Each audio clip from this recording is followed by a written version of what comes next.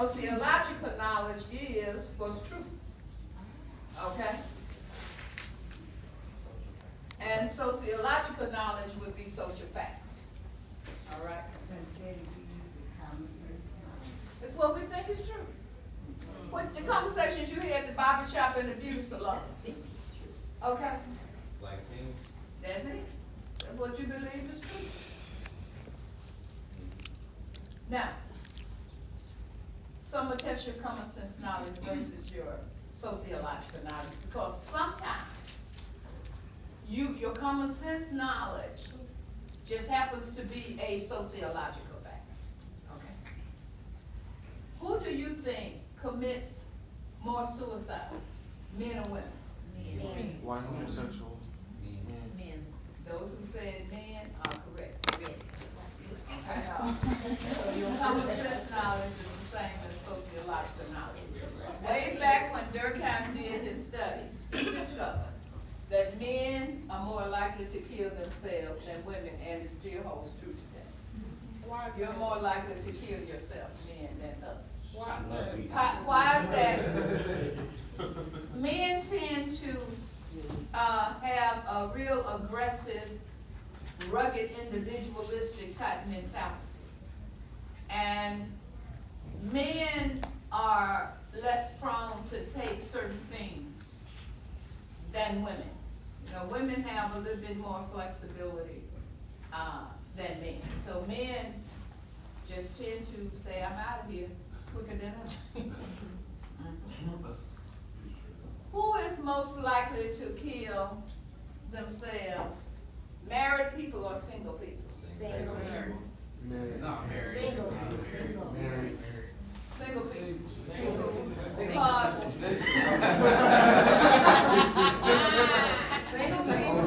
single people are detached.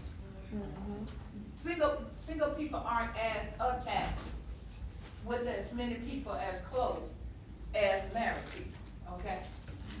Now, at the time Durkheim did his study, he didn't do married with children. We'd have to have many more categories today because we got blended families and childless couples and extended family. We'd have to have a lot more categories.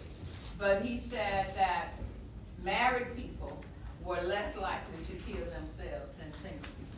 If we take three religious groups, Jewish, Protestants, and Catholics, who do you think is most likely and who do you think is least likely to kill themselves? Protestants, Jews, and Catholics. Catholics. Catholics most likely, you say. Least likely. Jews ain't taking. Catholics less.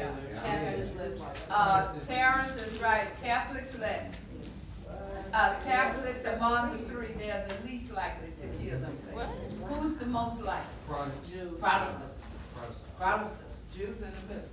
Jews in the middle. Okay.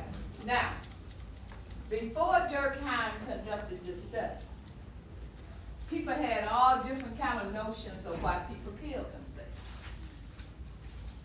Biologists would say people kill themselves because there's a predisposition in their genetic and biological compositions that predisposes them to kill themselves.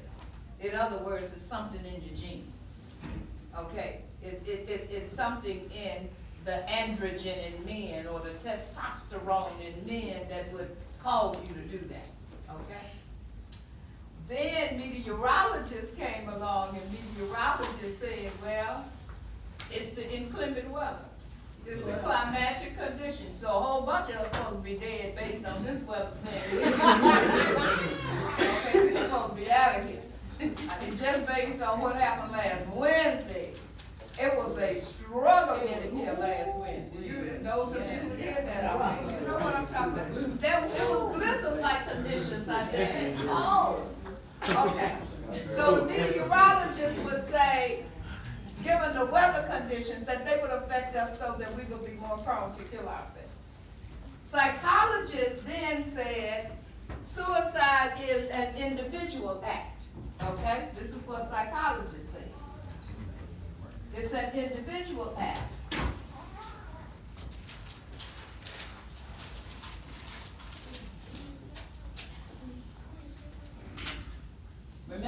I'm gonna ask this on again. So Durkheim did not believe that suicide had anything to do biologically, or suicide didn't have anything to do with the weather. And he didn't think suicide was an individual act, but he just couldn't state his common sense about it. He had to empirically study it. So he used data that we would call in modern American vernacular the census data. So he used data in Europe of people who were deceased. And he pulled from that data those who had committed suicide. So he began to look at how many were male, how many were female, how many were married, how many were single, and what religious background they were. We call those demographics, particular characteristics of a person. And that's when he concluded that suicide is not an individual act. This is Durkheim talking. Suicide is a social act.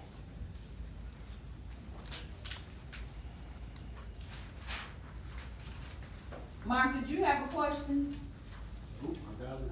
Okay. That suicide is a social act. Now, how does he call it a social act? All right. Laren, there's you. And then there are social forces in society. So I'm going to put this circle, that's you. Then surrounding you are all these social forces. Your family, okay? The educational institution you're in right now. The government impacting upon you one way or the other. When you get your financial aid check or however you had to do it, that's government influence. You don't have your check. When you think you have, you might kill yourself. Let's play. The military, and on and on and on. So these are external social forces, right? So Durkheim is saying that the social forces in society influence our behavior even when we kill ourselves. The social forces in society influence our behavior even when we kill ourselves, including killing ourselves. You see what I'm saying? The social forces, some social forces cause you to be here as opposed to in the streets. You have to say what they want. But some social forces cause you to make this decision to further your education. All right? So Durkheim is saying not only do social forces affect you in that way, they will affect you in a way that determines whether or not you kill yourself or decide to live. Okay? Social forces. Social forces, the external social forces, they're constantly impacting on us. And they switch, and some people can handle them better than others. I was telling, and one of my students in my earlier class, she said, well, Dr. Lewis, I just don't believe that, because that's like the individual blaming somebody else for their behavior, and they ought to take responsibility. I said, I'm not saying that the individual is not responsible for the behavior. I'm talking about what caused the behavior. Durkheim is looking at what caused the behavior. You look at this, nobody stated an example about the check. Exactly. And a more real example, there was a case in this city. A prominent family's daughter hanged herself. Now what is interesting, hanging is usually associated only with men. Men, they are interested. Now Durkheim didn't write about what I'm about to say. I'm just saying we have extended the works of Durkheim and others since that point. Men use foolproof methods to kill themselves. I mean, your masculinity manifests itself in all different kind of ways, even the methodology for your suicide. Men will put a .357 Magnum to their head. They'll make a homemade cannon and light it and blow their brains out. They'll drive their car, as one case of a 28-year-old man from Saginaw, Michigan, drove his car to the Ambassador Bridge, got out of it, left it running, and jumped over the bridge. A woman is going to jump over the city of Detroit River Bridge. She's not going to jump over the Ambassador Bridge. Because she wants, really, she wants to be dainty and safe. Or she gonna cut her wrist and take overdose of pills and that kind of thing, and alcohol. Okay, the man is gonna hang himself, yes, Christian? I think the reason why, men will use like such drastic, type, method to kill themselves, maybe because for like, publicity or, like they don't make it. I'm because they really planning to kill themselves. They don't want no help. They don't want no coming back. Straight themselves out They don't want, they have made up their mind, that's why they use full progressive. They out of here, they have clearly made that decision, yes. I give my praise to any man that hangs himself, because in my opinion, that's a horrible way to die. I had a classmate to hang I had a himself. friend of mine's son hung himself in a tree, backyard. Boy wasn't but 20 years old, it's like he take it from him. Things was bothering him, wasn't going right for him. Yeah. The social things around him. Let me tell you something interesting. This case, this was a female who hanged herself, but her sexual orientation was suspect. Follow me now. People thought that she was gay, okay? When they found her, if you hang yourself and you aren't found until, let's say, 4 or 5 hours after you hang yourself, your neck may be stretched this long. Really? When her mother pulled out her remote to her garage, girl hung herself, hanged herself, cause hang is correct. Hung is, you have hung your drapes in your house, but you hang yourself. When she had opened her garage door, that was her child. 21 or 22 years old, hanging dead. That's really symbolism. You know, you have to ask the question, why at home? Why the garage? I had a classmate who was a minister, but a former heroin addict. Was degreed, went to Southern University. I've known him since elementary, high school. Even when he was at Southern and I was at Grambling, we were still friends and beyond.